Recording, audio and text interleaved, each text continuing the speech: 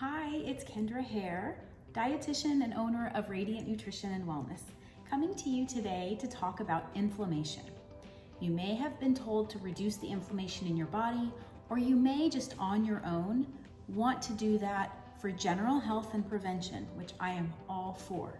So join me today. We're going to talk about what it is, why it's useful in our body, when it can be harmful, and the 10 foods I can help you incorporate into your life, your day, your week, your meals right now to start bringing inflammation down.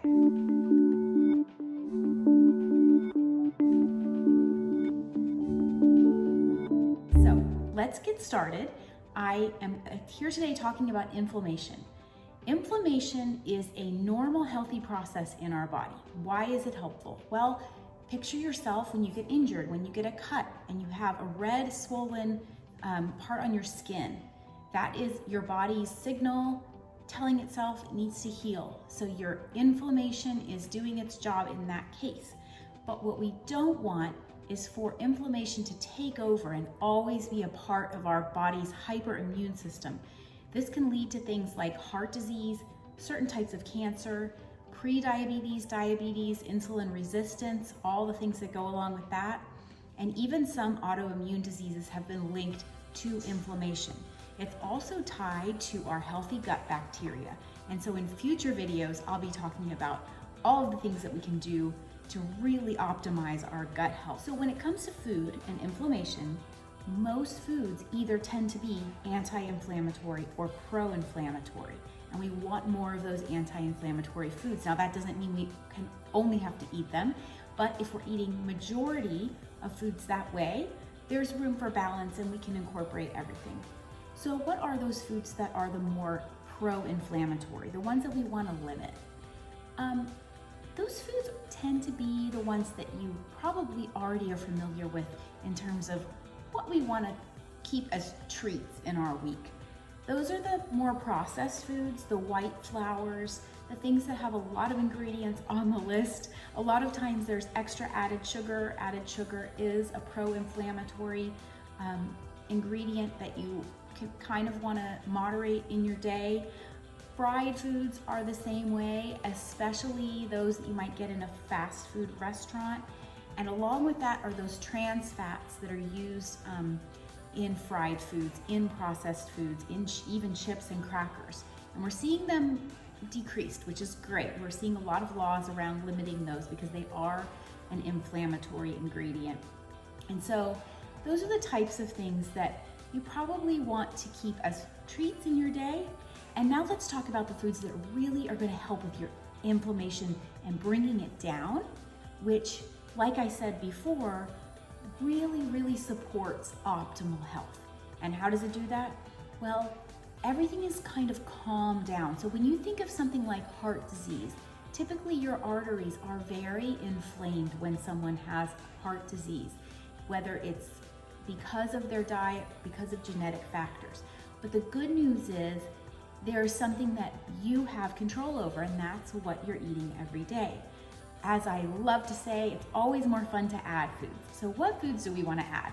I'm going to go over 10 that you can add right now and some ways that it's really simple to incorporate them. It doesn't have to be a fancy recipe or a lot of cooking involved. So let's get started. So the first one I want to talk about is ground flaxseed. This is a tablespoon of ground flaxseed, and if you can find a way to incorporate this into your meals every day, you're doing your body a big favor. Some of the ways I love to incorporate ground flaxseed is just sprinkling it on top of oatmeal or other cereals.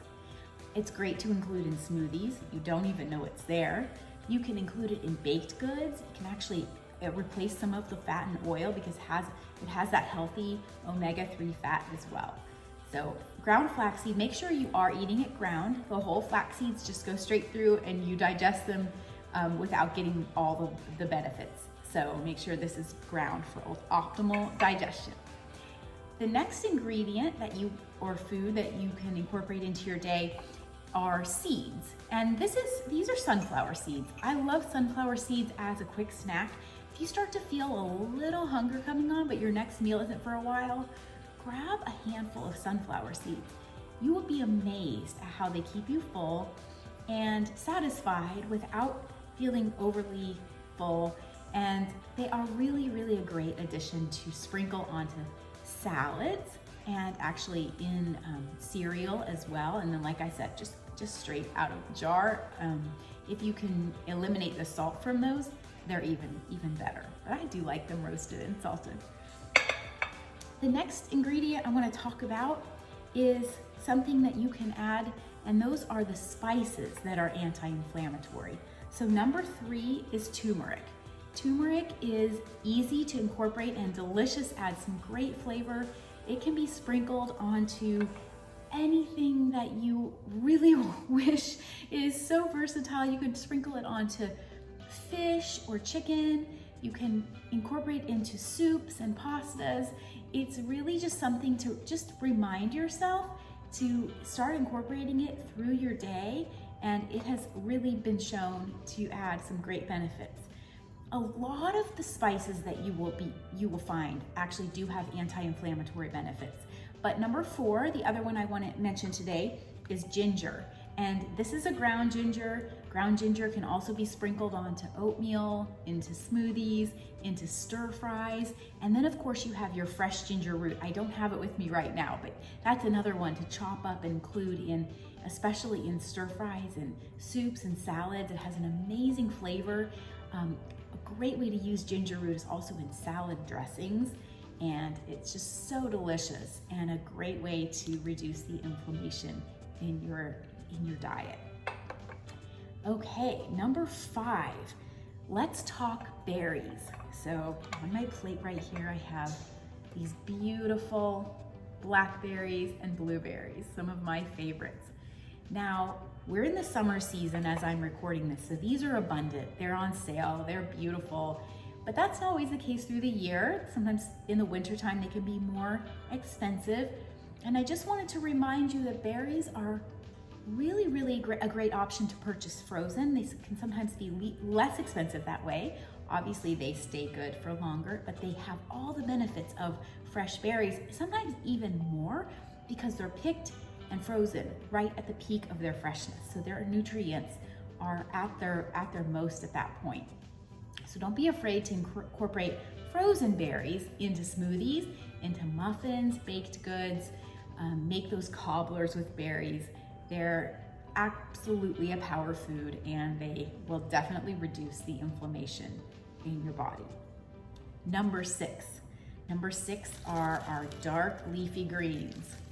This is a bunch of baby kale and spinach. I love incorporating this all throughout my day, and actually the best way to start your day with some of these greens, my favorite ways are smoothies and to stir into eggs. Very simple, easy. You can get a big carton at the beginning of the week and use it for the week. Make sure you use up that carton, and that's your signal that you've eaten a good amount of dark leafy greens through your week. And let's see how many salads you can chop up, half lettuce and then half spinach and baby kale, and just really boost the anti-inflammation properties in those meals.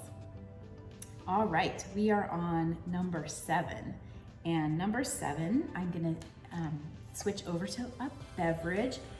Did you know that what you drink can actually help to reduce the inflammation in your body?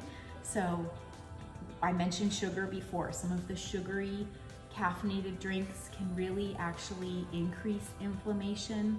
And one of my favorites to decrease is green tea.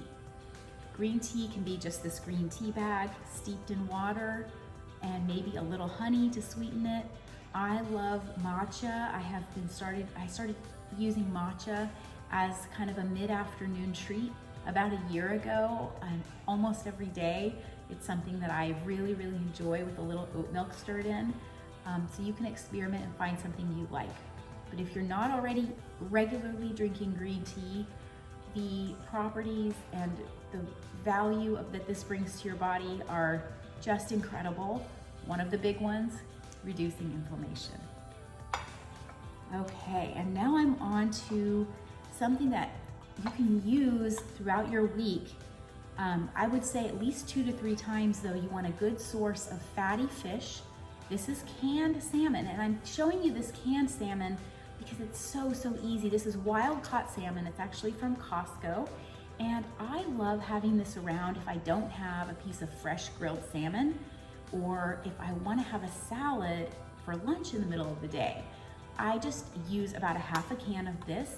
It's a great source of protein, but the fat in salmon is the type of fat and the type of omega-3s that you need that actually reduce inflammation in your body.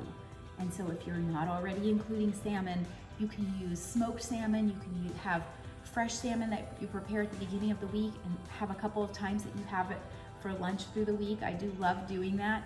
Or you can get something like this where it's just already ready to grab and you don't have to think about it. So next, I want to talk about one of the most powerful foods you can incorporate into your body. This is walnuts. Here they are, beautiful walnuts, and they are so good for your brain, for your heart, for your circulation, but they're anti-inflammatory and we're including them here. So how can you include walnuts through your day? Sometimes people say that they're a little bitter, and I would have to agree with that. It's kind of an acquired taste, but I love roasting walnuts and adding a little cinnamon and sugar or a little turmeric and salt for that extra pop of flavor. So you can do that. You can also just crush them up and add them to oatmeal, which is a great idea to just easily incorporate them every day. And they add a little protein when you do that as well, which makes your oatmeal more satisfying for even longer. And my final anti-inflammatory food, I think I might have saved the best for last. So if you're someone who really gets in the afternoon, wants that mid-afternoon sweet treat, or maybe after lunch or after dinner, you're just kind of in the habit of having something sweet. Well, the good news is a lot of those things can be replaced by something that actually reduces the inflammation in your body. And if you don't know what that is, I'm showing you this. This is a 72% cacao chocolate bar. So dark chocolate is one of the treats that you can include in your week, and you can feel good about it because it actually has anti-inflammatory properties. Now, this is something you want to keep the serving size moderate on. 1 square, 2 squares is a great amount, and really it's so dark and rich. Often I find that's plenty to satisfy that chocolate craving. There's not a whole lot of sugar or dairy in this bar. This is just one that I enjoy from Trader Joe's, but you can find one you like and just feel good about the fact that you're doing something for your body through the week to reduce inflammation. And when you swap it out for maybe that pro-inflammatory product, then that's a double whammy. You're really on the right track. So these have been my 10 anti-inflammatory foods you can incorporate into your meals, into your week, starting right now. I hope you add them to your grocery list, and I'd love to hear what you try out. Thank you so much for being here, and have an amazing day.